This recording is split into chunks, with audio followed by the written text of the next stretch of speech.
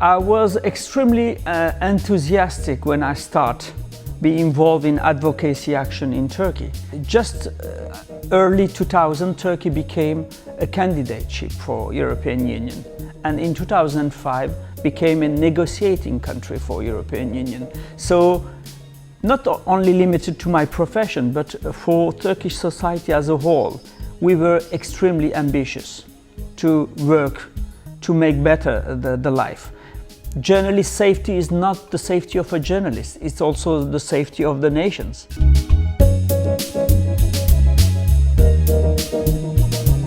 I was amazed to see that not only international circles, but also national journalists were coming together to build so dynamic reactions when I was jailed. I was jailed just 1 month before the coup attempt, and I was lucky to be released just after 10 days of pre-trial detention. Under state of emergency, imprisonment of journalists has gained an extremely negative dimension. Many pro-Kurdish journalists, many secular journalists, many colleagues working for Republican newspapers were sent to jail and spent months and months behind bars. The problem of Turkish media is that we are operating in a very polarized media landscape. On the other hand, it's obvious that Turkish judiciary is manipulating anti-terror law, many aspects of Turkish criminal code, like offense against the president, like denigration of Turkish institutions. Many aspects are misused by this politicized judiciary, and it is a daily threat for many colleagues from different political backgrounds. Including political and journalistic cases, there are more than 100 journalists behind bar at the moment, but when I take case by case and try to evaluate those behind bar just because of their journalistic activities, there are more than 30.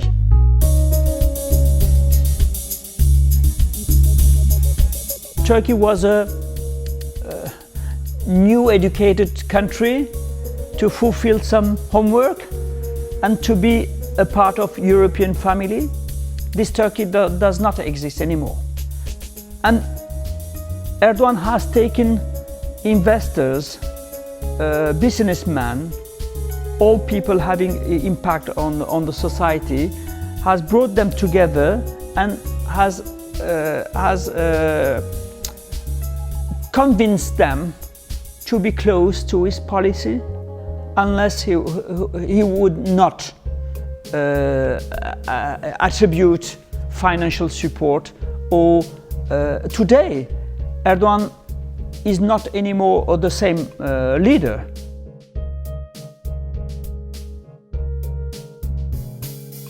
What have changed for journalists in Turkey and for foreign correspondents? Erdogan has defined some groups which should not be tolerated by Ankara, some terrorist organizations. But the problem is that European Union definition of terrorism is not the same than Ankara. On the other hand, the political group that Ankara defined as a terrorist are not that much terrorists for European institutions, etc. So for foreign journalists moving to Syrian border, reaching to, approaching to these organizations, covering their operations, etc., evoking the daily life there, in the view of Ankara, they are contributing to promote terrorist organizations. So there is a clear difference of vision between Ankara and between Brussels. It pushed foreign journalists and journalists in Turkey to take more risk, in fact, because a journalist arrested at the border will not be anymore able to work in Turkey.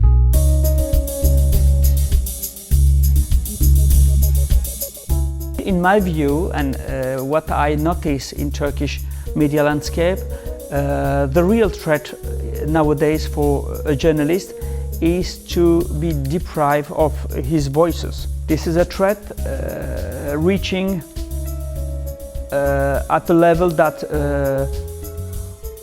public opinion remain without voices. In Turkey, 90% of mainstream media landscape is controlled by investors, businessmen having close tie with the president Ređep Taiip Erdogan or his political circles. Right. For the first time, after the local elections in May this year, Turkish people realized that they are voiceless, that all these elections are repeated because of a main reason, which is financial crisis,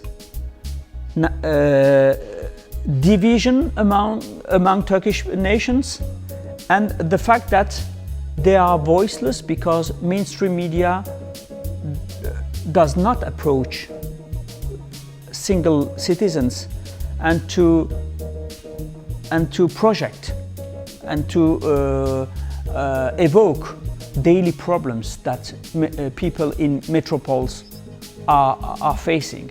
Turkish people realize that if real journalists are not operating in the market, you might have hundreds of mainstream media.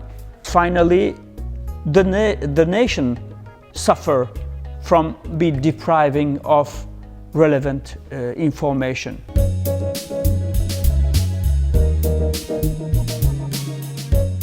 It will be up to a journalist to push further to improve his information channels to reach to this data, because a government which is not ready to be held accountable will find all the way to close the door, to restrict your work, and to deprive you to reach to these data.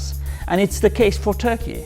Turkey's financial system is entirely opaque, and young reporters or investigative journalists or columnists writing on political corruption are taking huge risk to cover these wrongdoings. What is really important for an investigative journalist is to explore the way to reach to this data from various paths, not only using usual paths, but you can build a truth by combining many